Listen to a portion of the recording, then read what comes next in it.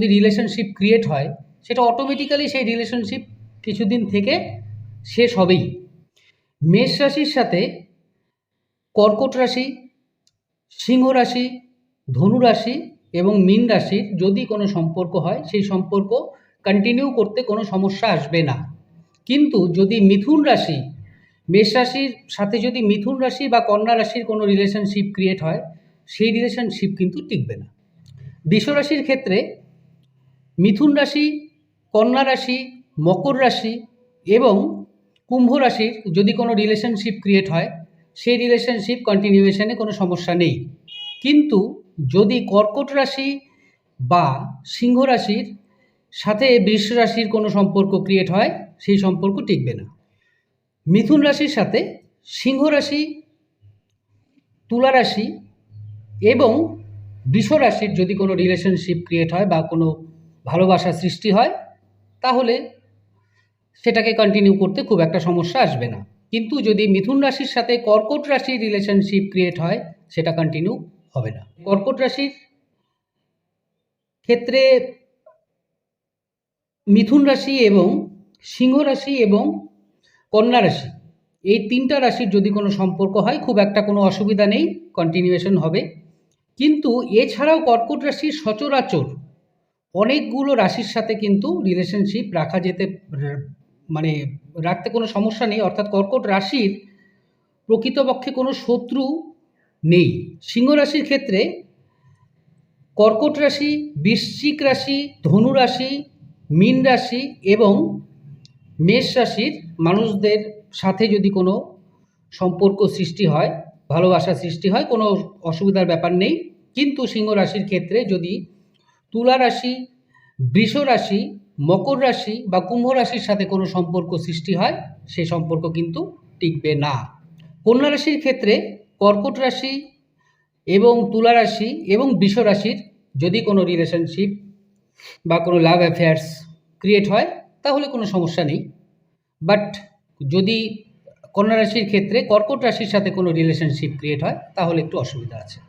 তুলা রাশির ক্ষেত্রে যদি মিথুন রাশি, কন্যা রাশি, মকর রাশি এবং কুম্ভ রাশির রিলেশনশিপ ক্রিয়েট হয় তাহলে রিলেশনশিপ অ্যাজ ইউজুয়াল ঠিকই থাকবে। কিন্তু সিংহ রাশি এবং কর্কট রাশির যদি কোনো রিলেশনশিপ তুলা রাশির সাথে ক্রিয়েট হয় সেই রিলেশনশিপ কন্টিনিউ করবে না।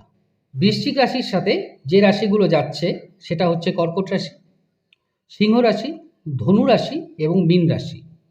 কিন্তু বৃশ্চিক রাশির সাথে কোনো অবস্থায় মিথুন রাশি বা কন্যা রাশির কোনো লাভ রিলেশন ক্রিয়েট করা উচিত না।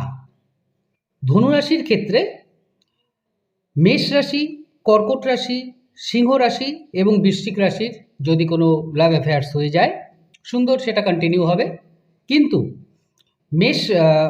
যদি ধনুরাশির সাথে বৃষ রাশি, মিথুন রাশি, কন্যা রাশি এবং তুলা রাশির কোনো রিলেশন ক্রিয়েট হয় সেটা কন্টিনিউ হবে না বা সেটা কন্টিনিউ করতে গিয়ে সমস্যা আসবে। মকর রাশির সাথে যেগুলো যাচ্ছে বা ঠিক হবে যাবে সেটা হচ্ছে মকর রাশির সাথে যাবে হচ্ছে বৃষ রাশি, মিথুন রাশি, কন্যা রাশি এবং তুলা রাশি। কিন্তু মকর রাশির সাথে মেষ রাশি, কর্কট রাশি, সিংহ রাশি এবং বৃশ্চিক রাশির রিলেশন না রাখাই উচিত। কুম্ভ রাশির ক্ষেত্রে যেটা দেখা যাচ্ছে সেটা হচ্ছে মকর রাশির ক্ষেত্রেও যা বললাম কুম্ভ রাশির ক্ষেত্রেও ঠিক একই, কারণ উভয়েরই অধিপতি হচ্ছে শনি গ্রহ। কুম্ভ রাশির ক্ষেত্রে সেম, বৃষ রাশি, মিথুন রাশি, কন্যা রাশি এবং তুলা রাশি এই চারটা রাশির সাথে রিলেশন রাখতে কোনো অসুবিধা নেই। কিন্তু সেম ওই মেষ রাশি, কর্কট রাশি, সিংহ রাশি এবং বৃশ্চিক রাশির সাথে ভালোবাসার কোনো রিলেশন না রাখাই উচিত। মীন রাশির সাথে মেষ রাশি, কর্কট রাশি, সিংহ রাশি এবং বৃশ্চিক রাশির রিলেশনশিপ সুন্দর চলবে। কিন্তু মীন রাশির সাথে বৃষ রাশি, মিথুন রাশি, কন্যা রাশি এবং তুলা রাশির মোটেই সম্পর্ক কন্টিনিউ করা উচিত না। এখানে যে সিস্টেমের উপরে আমরা এগোলাম তার একটা অথেন্টিকেশন আছে এবং গ্রহ মৈত্রীর উপরে এবং যেই রাশির অধিপতির সাথে যে রাশির অধিপতির সম্পর্ক ভালো তার উপরে যেহেতু নির্ভর বা তার উপরে ক্যালকুলেশন এর মারফতেই আমরা এই সিদ্ধান্তে আসলাম। তো এটাকে মেনে চললে অবশ্যই রিলেশনশিপে কোনো সমস্যা আসবে না। কোচবিহার থেকে সার্থক পণ্ডিতের রিপোর্ট, লোকাল 18 বাংলা।